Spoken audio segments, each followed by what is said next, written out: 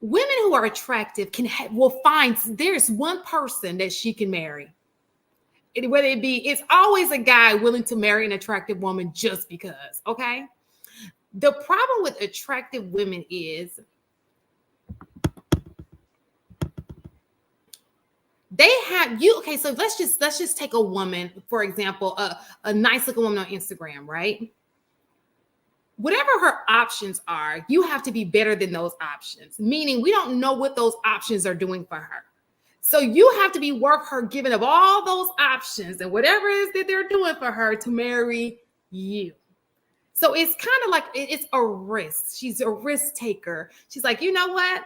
He's not worth me giving up this single life that I'm getting all this attention, all these things that are going on for me to marry him.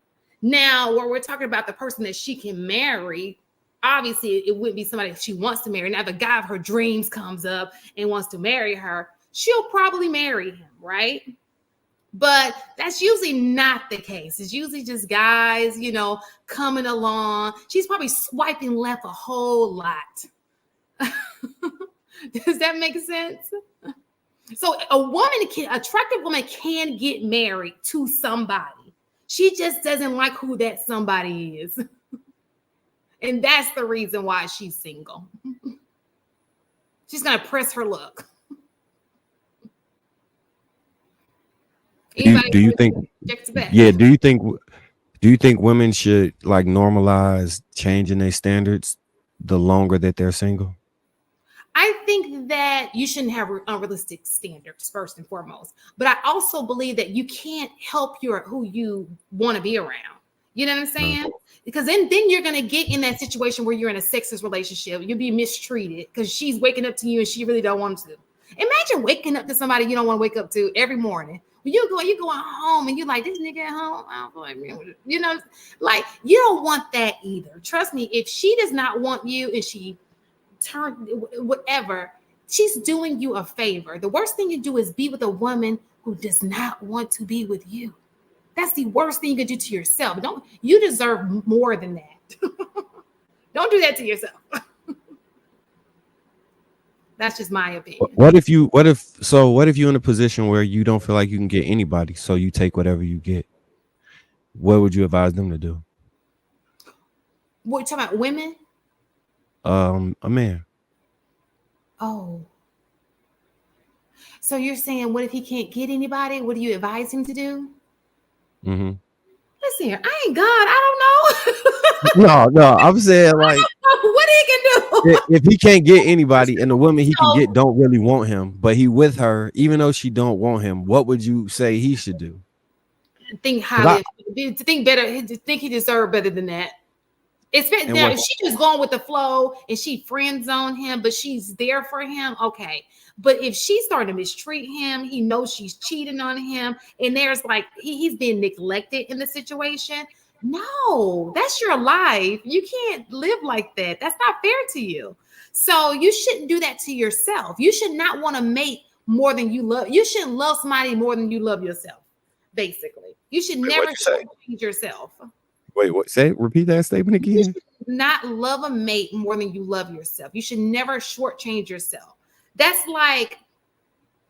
crazy to me. So what he could do is maybe talk to somebody, get like an image consultant.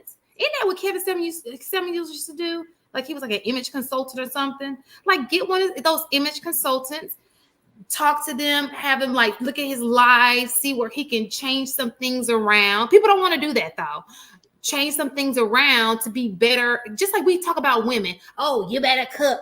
Just like you dissect, you just said like women, these are the things you need to get a man. There are things that men can do to get a woman.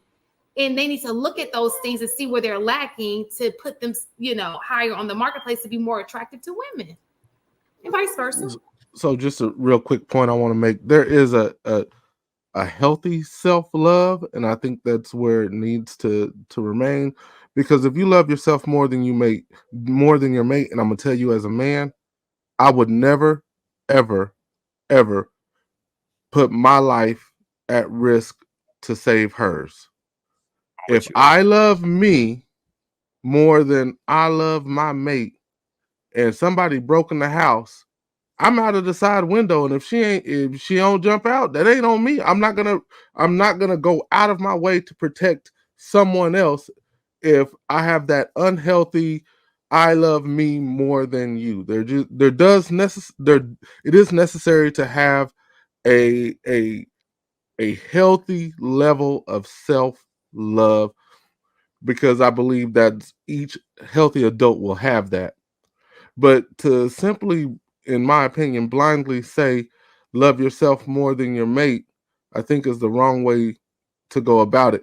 Because then I'm gonna get my plate second or third or fourth, or I might have to make it myself, or I might have to start scheduling my own stuff because you weren't in the mood and your self-care and love came before me, and me protecting myself came before the protection for you. So I think we gotta, when we make statements like that, I think we miss the mark.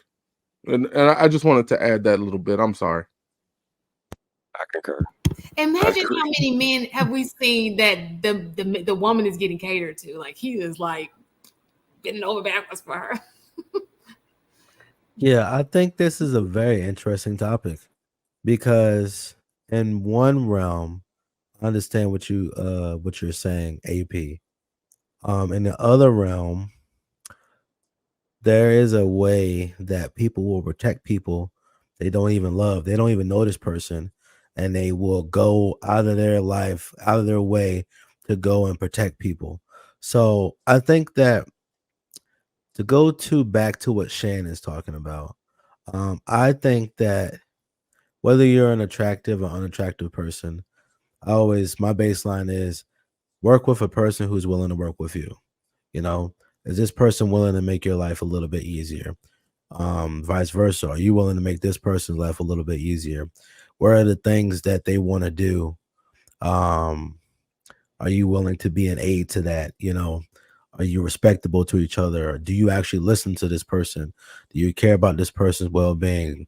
Vice versa. Do you get that same stuff? So, I mean, the reality is that you don't really know what a relationship's going to be like until you get into it, because it may start out well and things might be going in the right direction, but then tragedy strikes and now you don't feel like the same person because of the pain that you're feeling, or you don't have good conflict resolution skills, or you just feel entitled. It's like there's a lot of stuff that goes into it, but I think you have some validity to what you're saying, AP, in regards to, you know, you have to have some level of love, you know, a strong level of love for yourself and a strong level of love for that person.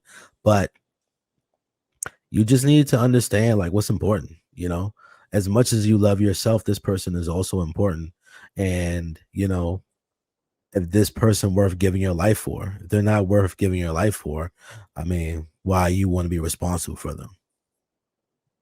Why would you marry him? I agree. Why would you?